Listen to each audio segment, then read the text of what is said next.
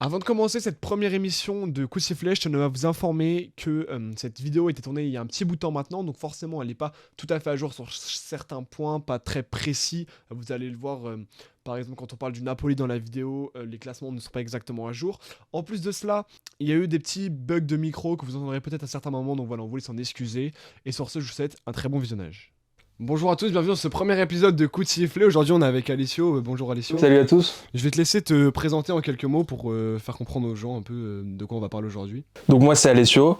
Je suis un grand passionné de sport, comme vous. Je suis le sport depuis que je suis tout petit. Je suis franco-italien. Je suis né en France, mais j'ai grandi dans la culture italienne du sport, donc je supporte Naples. Au tennis, je suis pour Sinner et en F1, je suis pour Ferrari. Donc voilà. Ouais, donc on va passer au sommaire de cette vidéo. On va vous expliquer un peu comment ça va marcher. Dans un premier temps, on va parler de la binationalité dans le sport, avec donc Alessio qui est donc italien en France.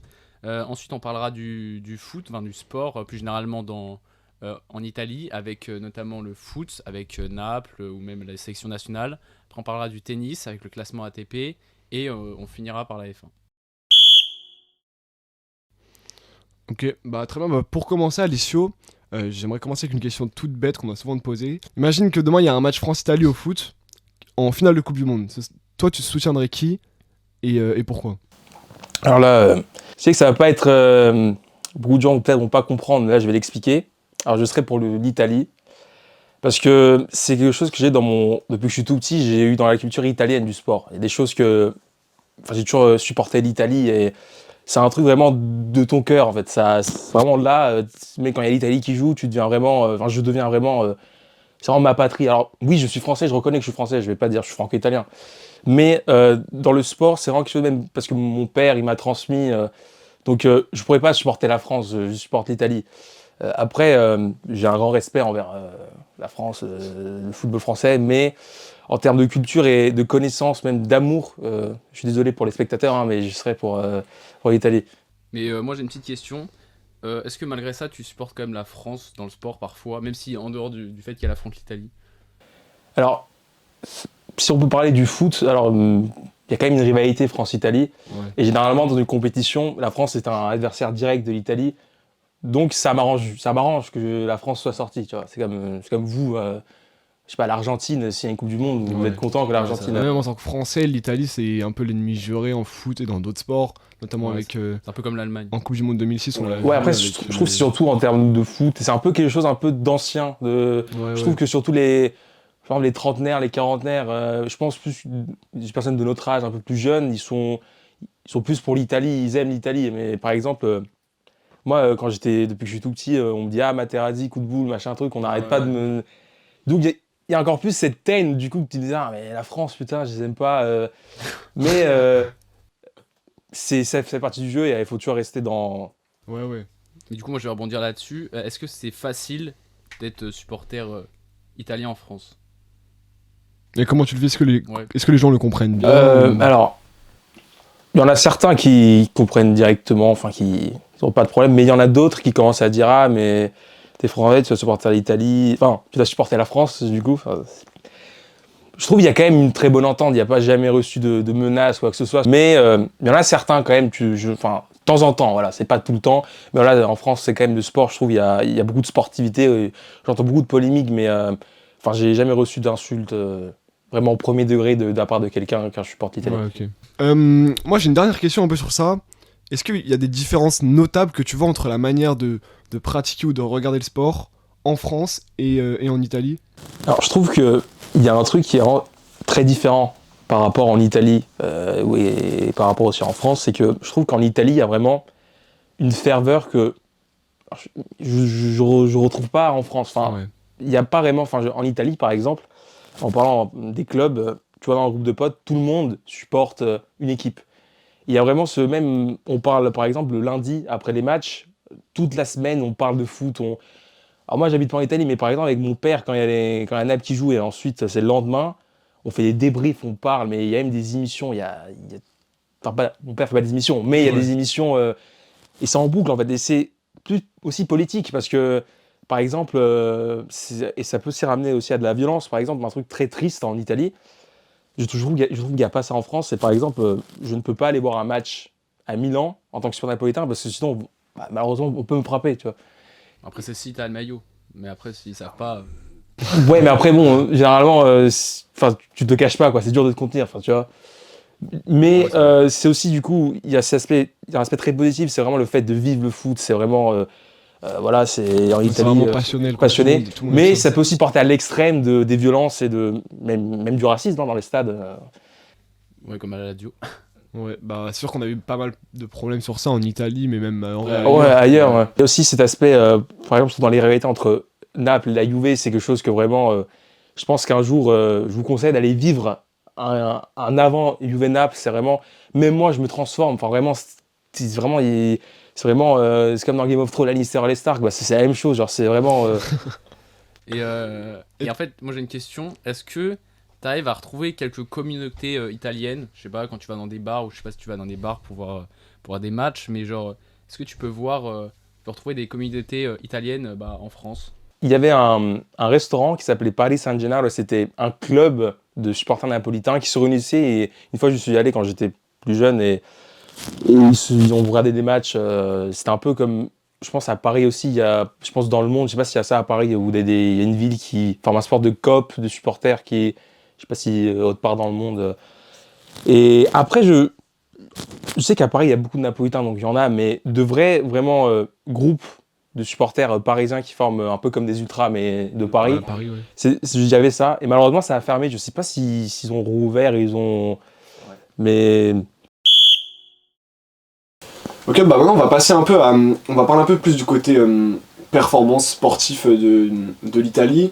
On va s'intéresser donc, comme on l'a dit, au foot, au tennis et à la F1. On va commencer par le foot. Donc je pense qu'on peut commencer un peu à parler un peu de Naples, de la Serie A.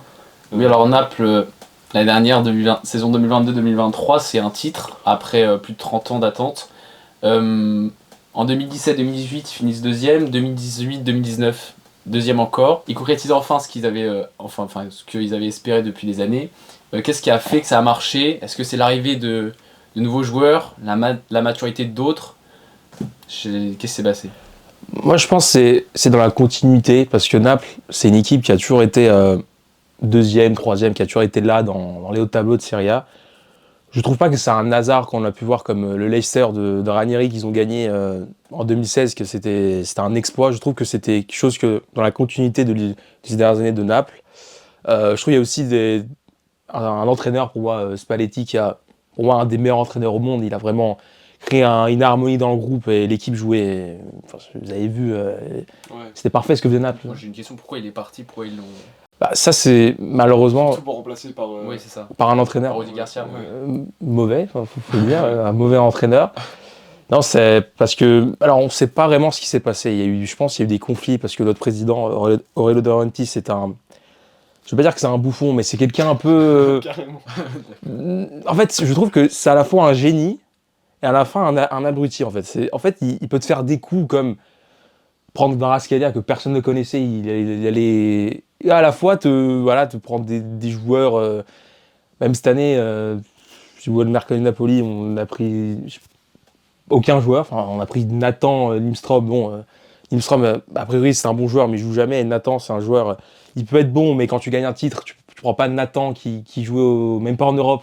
C'est quand même un pari de prendre Nathan. Il peut devenir bon, Il y mais. a des joueurs qui sont partis aussi, qu'ils ont vendus. Alors oui, il y a eu Kim. Oui. Bon, ça Bayern. c'est. Ouais, au Bayern. Je pense que ce qui s'est passé, c'est que De Laurentiis n'a pas donné d'assurance en termes d'effectifs d'achat, parce que malheureusement, en fait, Naples, c'est pas comme l'Inter, Milan, Paris, Real, où c'est des grandes sociétés, c'est un groupe, et Milliards, c'est maintenant, ça une reste. personne, en fait. Et le gros problème, c'est que De Laurentiis, il n'est pas entouré de gens, en fait. C'est lui qui gère tout, lui, c'est la structure de Naples, et je pense ce qui s'est passé, c'est que Spalletti voulait des nouveaux joueurs, il n'a pas eu la garantie de ça, et donc je pense qu'il a voulu partir. Ouais. Après, moi, le gros problème, c'est pourquoi prendre Rudy Garcia? Oui, bah, il a été, Ah, vraiment, il a été viré le 14 novembre là. Est-ce que tous ces changements d'entraîneur ont entraîné justement la chute de Napoli dans le classement? Enfin, chute, ils sont 6e, hein, ils ont encore des chances avec 24 points, je crois. Est-ce que c'est ce changement d'entraîneur qui a causé justement cette chute dans le tableau? Je pense que Garcia a fait des dégâts considérables. Il a fait, pour moi, dans la préparation physique, Si vous regardez les matchs Naples cette année, l'équipe est, on dirait vraiment, quand tu joues à FIFA, il n'y a pas de défense, c'est large et c'est nul, hein, faut comparer à l'année dernière. C'est ça, c'est que c'est méconnaissable par rapport à Ouais, ce c'est qu'on a vu de méconnaissable, mais Naples c'est l'année dernière. pas t'es 3e, 4e, t'as du mal. Là, c'est vraiment. L'année dernière, ça a roulé sur la. Ouais, sur la Serie A, après, quoi. c'est vrai que l'Inter est plus fort que l'année dernière, mais Naples devrait être 2e, 3e, 6e à 14 points maintenant. Non, c'est pas possible. Je pense que ce qui s'est passé, c'est que Naples n'a pas de véritable superstar. Ils ont des très bons joueurs, mais ils ont pas des. Il n'y a pas un Mbappé ou bon, Mbappé, c'est dur d'avoir un Mbappé Il y a dans. Osimhen. Bah, ils ont quand même réussi à garder Osimhen justement cet Ouais, été, ce qui justement, était Osimhen un peu qui- mission impossible. Ce sont pas des. En fait, c'est de jeunes joueurs qui ont besoin d'être cadrés. Enfin, Kvara, c'est un joueur qui jouait en Géorgie il y a 1 an. Enfin, du coup, non, ça fait. Ouais, 1 an, bref, voilà quoi. 2 ans, quoi. Ouais, 2 ans. Et en fait, je pense qu'ils ont besoin d'être cadrés et canalisés. Je pense qu'il y a une sorte de relâchement un peu. Après, toutes les années sont différentes, mais là, il y a vraiment un changement radical et brusque.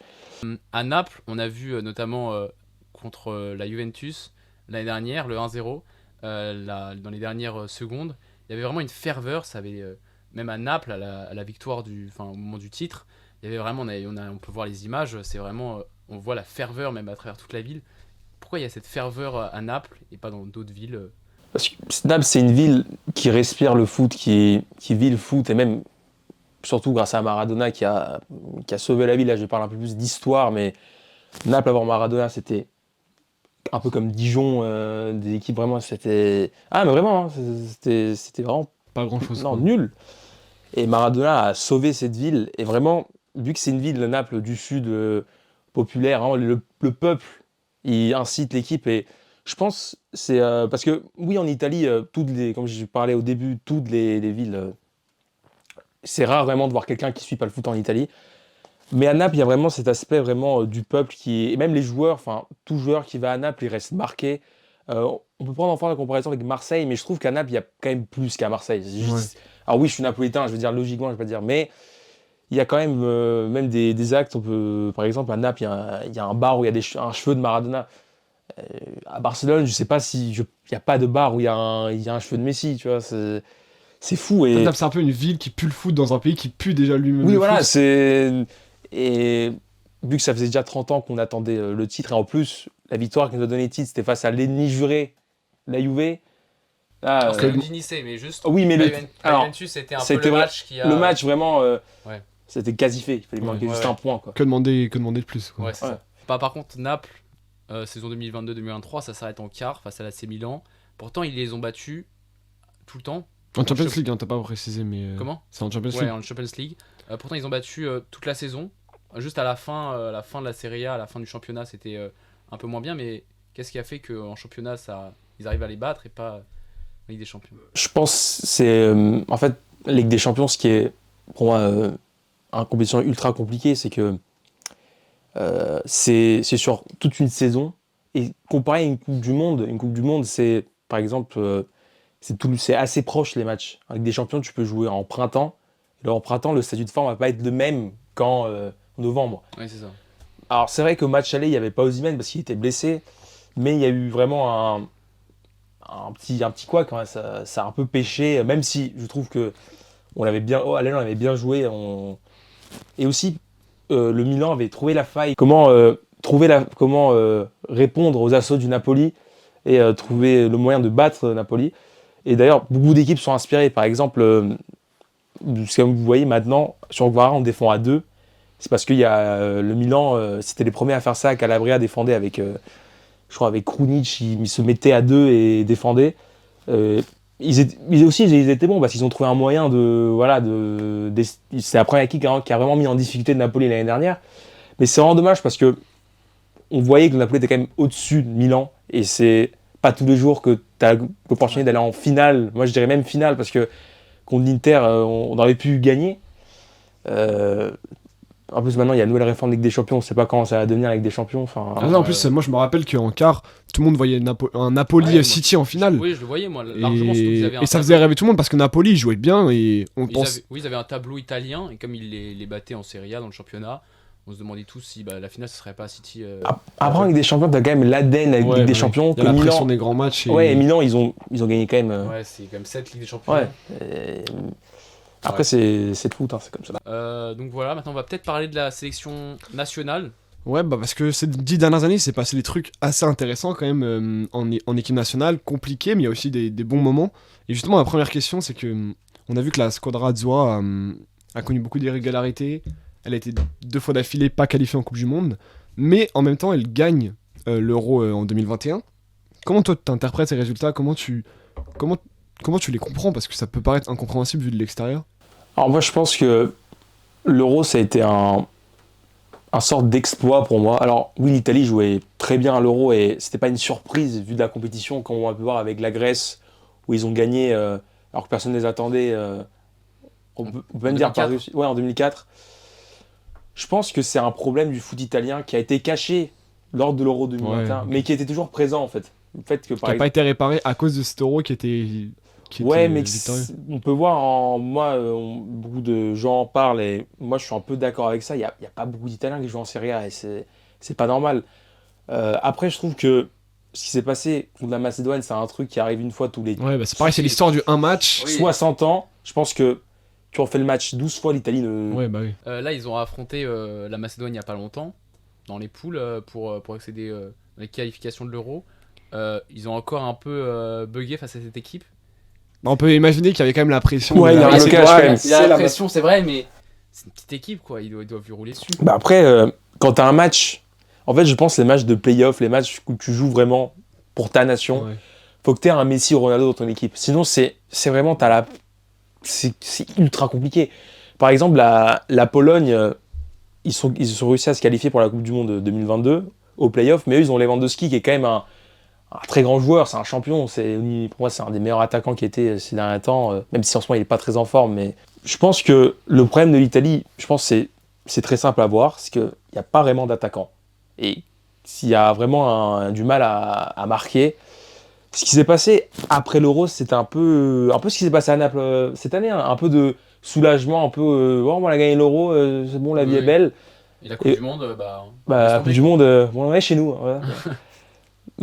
Mais je pense que là maintenant, avec Spalletti qui entraîne l'Italie, je pense que l'Italie peut faire un bon Euro.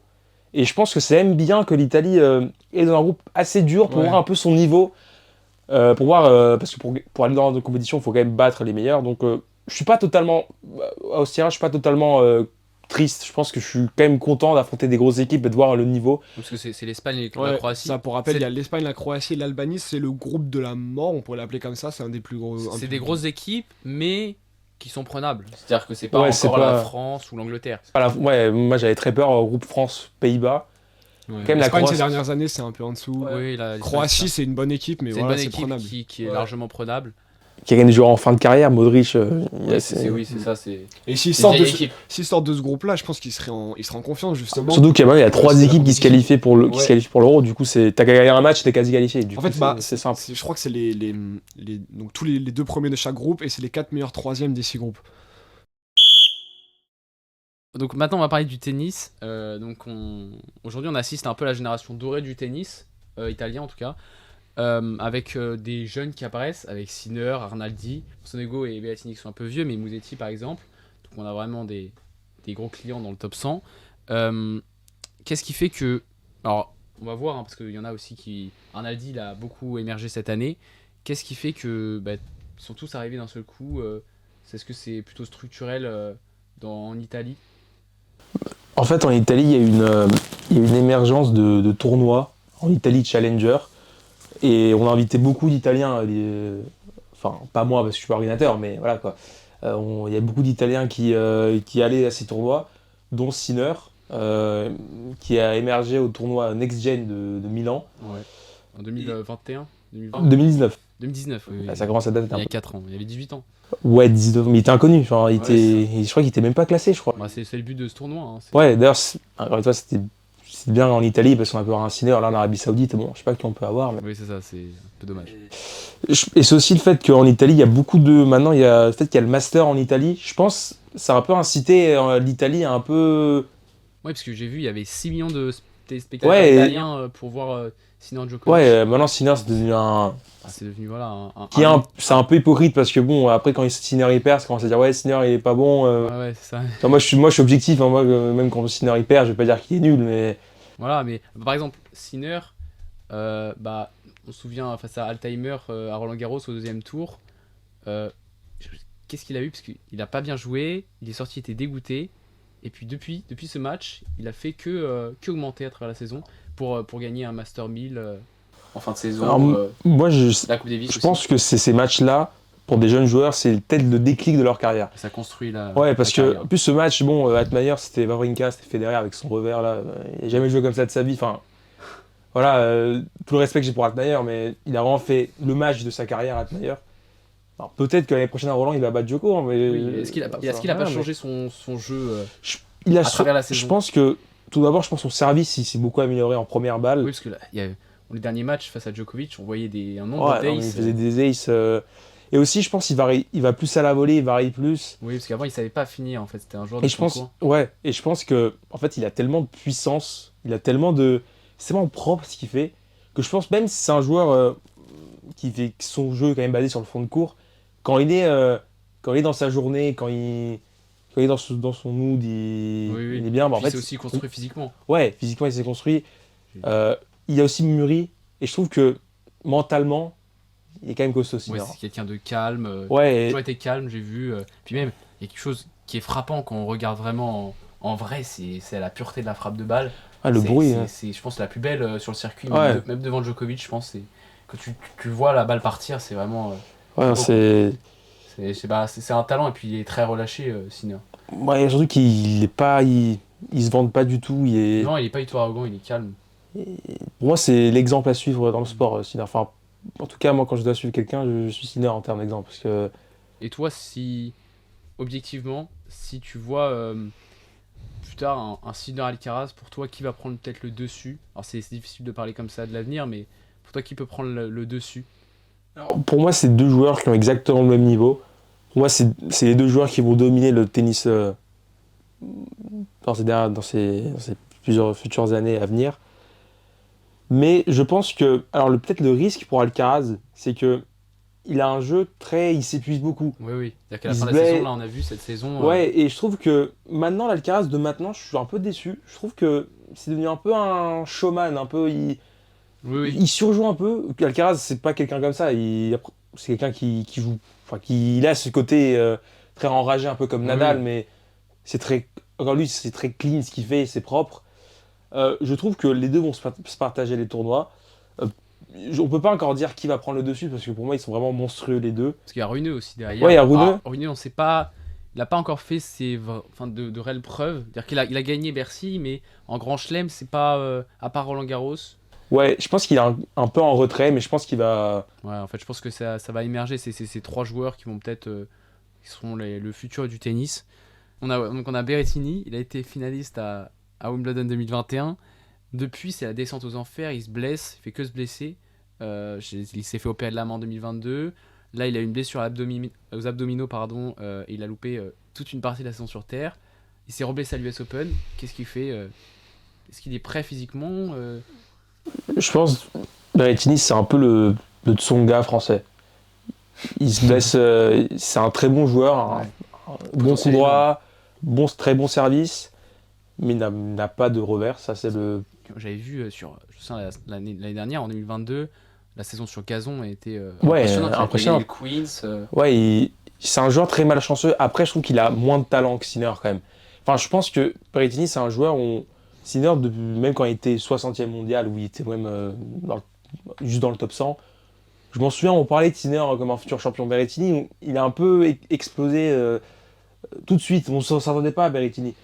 Je trouve que Berrettini, c'est un joueur qui peut revenir dans le top 20. Parce qu'il est 92e là. Ouais, ça peut aller vite dans le tennis. On peut voir Struff qui était 126, je crois. Ouais, qui fait finale à Madrid. Ouais, maintenant il est en top 20. Même Koric qui a gagné un Master 1000. Donc... Koric, là, il est en train de disparaître. Ouais, voilà. Et puis Berrettini, il a un ratio là, de 12 victoires pour 11 défaites. Pour un joueur de son calibre, c'est pas assez, quoi. Après, quand on est blessé souvent... Après, il s'est blessé. C'est vrai qu'il s'est blessé, mais voilà. Bon, on attend après, de voir. Là, il revient pour la. Ouais, j'ai vu qu'il a pris son entraîneur, enfin je sais pas si c'est son entraîneur ou je pense qu'il est en train de changer son staff, il a pris Oui, oui, j'ai vu. celui qui était avec Nadal. Peut-être ça va changer. Bah, il y a intérêt, donc, parce que là, c'est pas très fou. Et puis, il y a Arnaldi. Arnaldi, est-ce que ce serait pas le futur Fonini? Parce que, voilà, Fonini, c'était un excellent joueur, mais je pense pas qu'il aura le calibre de Sinner. Est-ce que lui, peut-être Arnaldi atteindra le niveau que Fonini a atteint? Je pense que il a pas la même technique que Fonny, il a pas le même Oui, c'est un joueur talent. très, très. Ouais. Techniquement, c'est bizarre. Il a un service un peu bizarre, Oui, mais il a- après c'est un bon joueur, je trouve. Oui, oui. Il a des coups. Je me souviens à Madrid contre Rude, il avait vraiment fait un très bon match. Il avait explosé Rude, je crois 6-2, 6-4, je crois, je sais plus, ou l'inverse. Mais je pense que Arnaldi va être un très bon joueur, mais je pense pas comme Sinner ou même Berrettini. Je pense que ça va être un joueur, il va être dans le top 20, 15, je pense. Un peu comme un Arthur Fils, je pense. Mais Oui, après, oui. Marc sur Fils, après, on verra. ouais. Après, je pense que quand Djoko ne sera plus là, parce que bon, Nadal il va revenir, mais voilà, c'est un peu. Je pense que ce sera plutôt vers un adieu qu'un. Oui, qu'un Peut-être, je qu'un pense. renouveau, mais Ouais, bon. voilà. Je pense qu'il sera en dessous de Sinner, Alcaraz, Ouais, Rune, oui, ça c'est sûr. mais il sera là, je pense. Je pense qu'il peut gagner des tournois. C'est un très bon joueur, mais actuellement, voilà, je le vois quand même en dessous. Mais il a des qualités quand même. Hein. J'aime bien ce joueur quand même. Puis on a eu la Coupe Davis à la fin. Coupe Davis assez folle puisque Sinner sauve 3 balles de match et il vient s'imposer face à Djokovic. C'était fou parce que Djokovic il gagnait le match, c'était la victoire pour la Serbie. Euh, Est-ce que comment t'as vécu ça dans ta famille? Alors, bah, c'était fou le match Serbie-Italie 0-40 pour Djoko. Sinner qui sauve des balles de match, mais c'est pas que Djoko a fait des erreurs, il les sauve lui. Oui, oui, parce que Djoko ne fait pas d'erreur.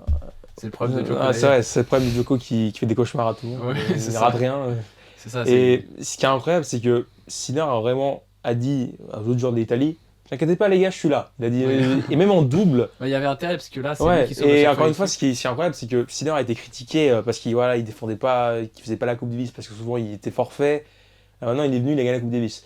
Oui, Donc, c'est ça, parce ce que qui est fou, c'est ça. à Bercy, il abandonne. Bon, après, c'est aussi des raisons de Bercy, c'est-à-dire l'organisation de Bercy était assez nulle. Mais il revient, et on pensait qu'il était fini pour la saison, qu'il était cuit. Et en fait, non, il revient au Master 1000 non, pardon, au Master de Turin. Et il s'impose face à Djokovic, complètement fou. Et puis après, il va gagner cette Coupe Davis. En fait, ça a été une saison complètement folle. Ouais, ça a été vraiment. Ça a commencé crescendo. Au début de saison, il était 16e, ensuite il était 15e, 12e. Oui, il finit 4ème la saison. Ouais, là maintenant, il a un avantage énorme pour les grands chelems, c'est-à-dire qu'il il va affronter les top 5 en quart ou demi. Oui, en fait, là, on attend surtout les grands chelems, quoi. Ouais, là vraiment, après grand chelem, c'est un autre monde, mais je pense que Sinner, si. Après, voilà, moi ça m'étonne pas que Sinner va mettre un peu de temps à redémarrer, mais je pense qu'il ne faut pas se préoccuper. Sinner, il sera là comme Alcaraz, ils seront là. Et Sinner, c'est un excellent joueur. Et Ça va jouer là-dedans. ouais, voilà. Après, voilà, si Djoko n'est pas là, c'était plus simple pour Ouais, tout le monde. c'est tout. Mais malheureusement, il y a Djoko qui est là. Il en prend minimum 3 par saison. Bon, Mais voilà. ils ont de la chance qu'ils sont encore jeunes aussi, Sinner, Alcaraz. Ouais. Donc, Parce qu'il y a des joueurs qui ont vécu vraiment des cauchemars avec ce joueur. ouais, on peut parler de Tsitsipas, que je pense qu'il a fait une dépression. Ouais. Mais bref.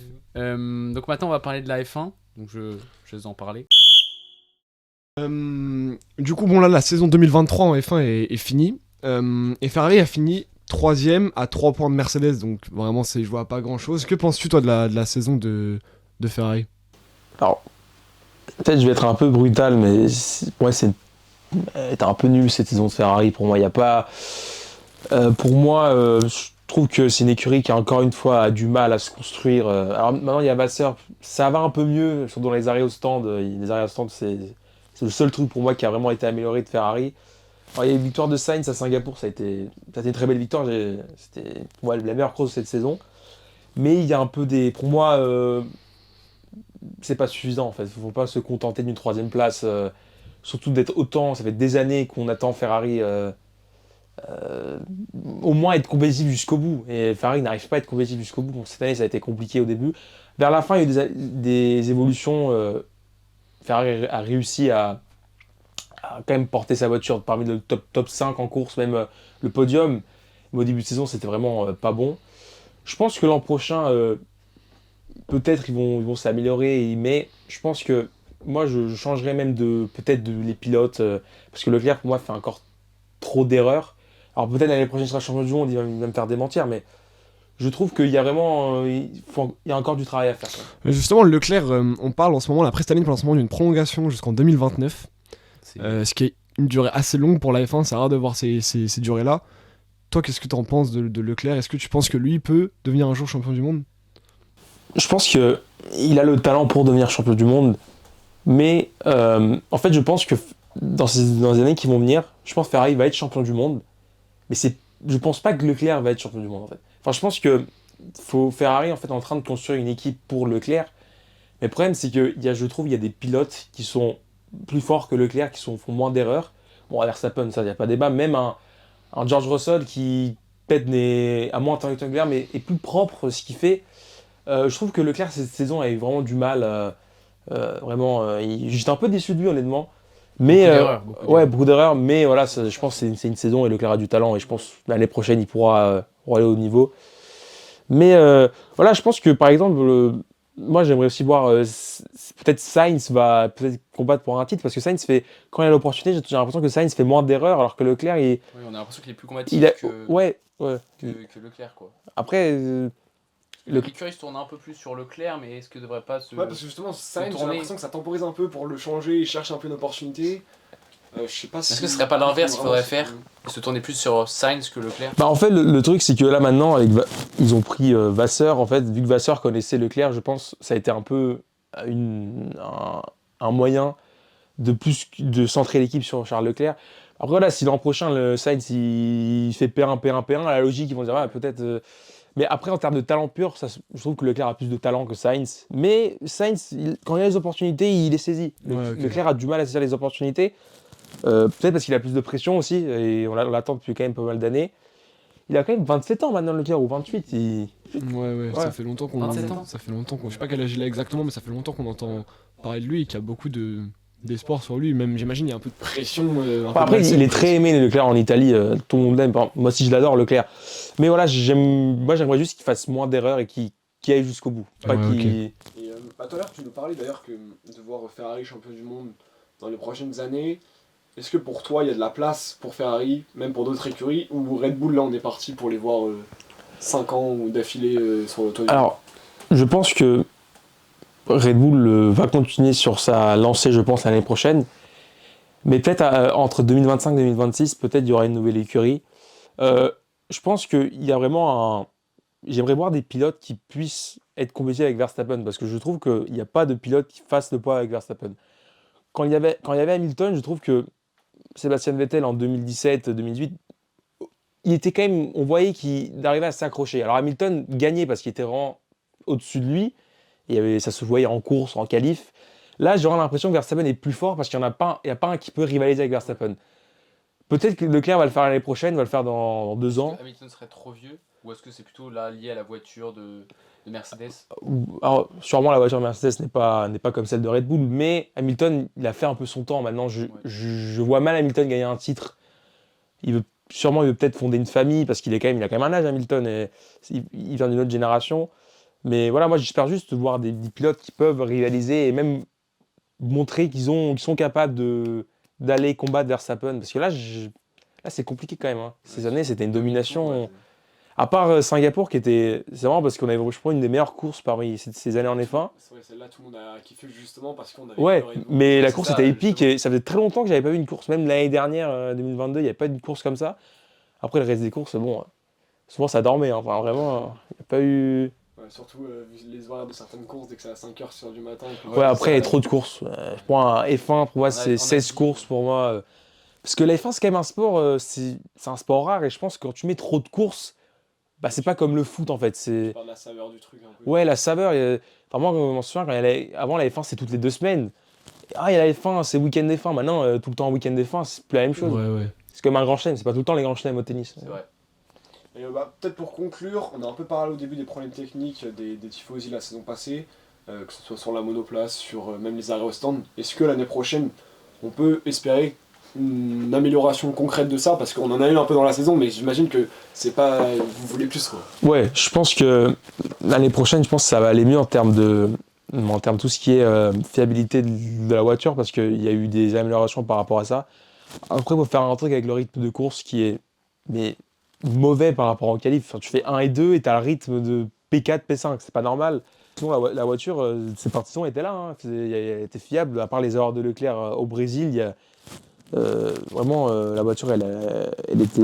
Enfin, il n'y avait pas de problème technique. À moins que j'en ai oublié, mais je pense pas, non. Non, parce que ce qui est sûr, c'est qu'on a eu beaucoup de discussions autour de ça cette année, mais il n'y a pas que la fiabilité de la voiture, etc. Mais c'est sûr qu'une équipe qui voudrait être championne du monde, il faut mieux faire, quoi. Non, oui, c'est sûr. Après, il faut aussi aller un peu dans le passé. Un peu le problème de Ferrari, c'est qu'il y a eu beaucoup de changements de politique. Il y a eu une politique de l'ancien président de Fiat. Il a décidé parce que Fiat s'appartenait à Ferrari, et il a décidé de virer tous les étrangers et de ramener des Italiens pour plus valoriser la marque. Et il y a beaucoup d'anciens ingénieurs mécaniciens qui sont allés, par exemple, chez Mercedes et qui ont, par exemple, un truc qui est assez connu, la voiture grise qui a gagné la Mercedes, en gros, mais qui est dit voiture grise, parce que bon, elle est grise, c'est un ingénieur de chez Ferrari qui l'a conçu. Donc, il s'est fait virer, et en fait, il a conçu la Mercedes. C'est un ancien. Et du coup, voilà, il y a eu beaucoup de choses qui ont été mal faites. Même, il y a eu pour moi, il n'y a pas eu un team principal comme un Christian Horner. Il y a eu énormément de changements. Il y avait Harry Bobnet, il y a eu Binotto, mais il n'y a pas eu un fixe. Il n'a pas duré 2 ans, enfin un maximum 2 ans. Il y a eu beaucoup de changements. Donc j'espère qu'avec Vasseur, il y aura de la stabilité et que ça va amener à des victoires et nous faire rêver, quoi. Moi, je pense qu'on peut s'arrêter là. Donc on a fait un peu le tour. Merci de nous avoir suivis. Merci Merci à Alessio. toi de t'être déplacé, ouais, c'était super sympa. Bah, pour conclure, en fait, l'Italie, c'est vraiment un pays de sport, et ça qui est intéressant d'en parler quand on aime le Ouais, et sport. surtout que c'est bien. Le sport. Ouais, c'est bien aussi de savoir profondément parce que les clichés, Materazzi, tout ça, c'est bien de tout savoir. D'aller en profondeur un peu dans c'est les ça. choses. Bon, c'est bien. Après, on a vu que 3 sports. C'est les 3 sports qu'on connaît à peu près. Ouais, c'est les sports les plus connus surtout aussi. Oui, c'est ça. Mais voilà, il y a aussi le basket, le volley. Après, bon, c'est des sports. Culturellement moins important Moins aussi en important. Italie. Alors, le volley, il y a une bonne tradition. Après, oui, c'est pas comme il n'y a pas une ferveur autant que le foot, mais oui, il y a surtout la MotoGP qui est très important en Italie, qui est Ouais. comme la F1. Malheureusement, c'est pas un truc que je connais, mais pas comme ces Ouais, trois il y a sports. l'Italie qui grandit un peu à travers le rugby aussi. Ouais. Mais bon, elle reste encore amatrice à travers beaucoup de sélections nationales. Bon, bah voilà. Voilà, on va s'arrêter là. Merci à vous de nous avoir regardés. Merci à toi, du coup, Alessio, de nous C'est un plaisir. t'être déplacé aujourd'hui. Et on se dit à bientôt pour une prochaine émission.